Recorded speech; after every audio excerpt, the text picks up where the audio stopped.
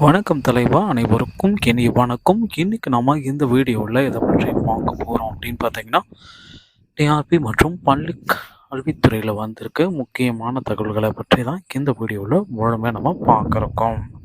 So என்ன ஒரு முக்கியமான தகவல் கிடைச்சிருக்கு அப்படின்னு பார்த்தீங்கன்னா, அமைச்சரவை கூட்டங்கள் தற்சமயம் நடைபெற்று வருதுங்க. ஸோ அமைச்சரவை கூட்டத்தினுடைய இறுதி கட்ட முடிவாக நமக்கு பேட்டிகள் கொடுத்துருக்காரு. அதில் என்னென்ன முக்கிய தகவல்கள் கொடுக்கப்பட்டிருக்கு, அதில் யாருக்கு சாதகம் யாருக்கெல்லாம் பாதகமாக அமைய போகுது அப்படின்றத பற்றி தான் நாம் இந்த வீடியோவில் முழுமையாக நம்ம பார்க்க இருக்கோம். ஸோ நம்ம சேனலை நீங்கள் முதல் முறையாக பார்க்குறீங்க அப்படின்னா ஒரு சப்ஸ்கிரைப் அண்ட் பெல்லை மட்டும் கிளிக் பண்ணி வச்சுக்கோங்க. TRB, TET, UGTRB, PGTRB, BRTE இதற்குண்டான மெட்டீரியல்கள் அனைத்துமே இலவசமாக நம்ம சேனலில் பதிவிடப்படுகிறது. பிடிஎஃபாக டவுன்லோட் பண்ணி நீங்கள் பிரிண்ட் அவுட் எடுத்து அதை பயன்படுத்தி கொள்ளலாம். ஸோ அதுக்கு நீங்கள் செய்ய வேண்டியது எல்லாமே சப்ஸ்கிரைப் அண்ட் பெல் மட்டும் கிளிக் பண்ணிக்கலாம். நம்ம சேனலில் இந்த மெட்டீரியல்கள் அனைத்துமே உங்களுக்கு இலவசமாக வழங்கப்படும். ஸோ டெட்டை பொறுத்த வரைக்கும் தற்சமயம் பார்த்தீங்கன்னா 2013 ஆசிரியர்களுக்கு ஒரு முக்கிய முடிவுகளை கொடுக்கலாம்.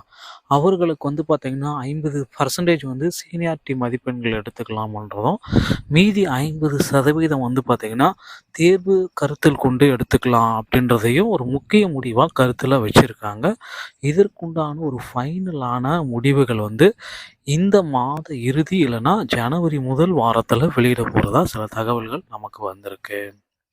ஸோ அமைச்சரவையுடைய ஆலோசனை கூட்டத்தில் நமக்கு கிடைத்தது பார்த்திங்கன்னா, இந்த பிஆர்டியோடைய எக்ஸாமை போஸ்ட்போன் பண்ணியிருக்கோம்.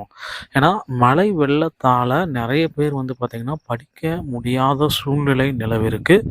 ஸோ இன்னமும் அவங்க மீளாமலே இருக்காங்க. ஸோ அதுக்காக 1 மாத கால அளவு கொடுத்துட்டு பிப்ரவரி 4ஆம் தேதிக்கு இந்த பிஆர்டி எக்ஸாமை மாற்றிருக்காங்க. ஸோ அது ஒரு வகையில் நல்லதுன்னு கூட நம்ம சொல்லலாம். இன்னொரு பக்கம் பார்த்திங்கன்னா, டெட்டை பொறுத்த வரைக்கும் பேப்பர் 1 மற்றும் பேப்பர் 2ல் அந்த நியமன தேர்வை நடத்தலாமா வேண்டாமா அப்படின்ற அளவுக்கு நிறைய யோசனைகள் போயிட்டுருக்கு.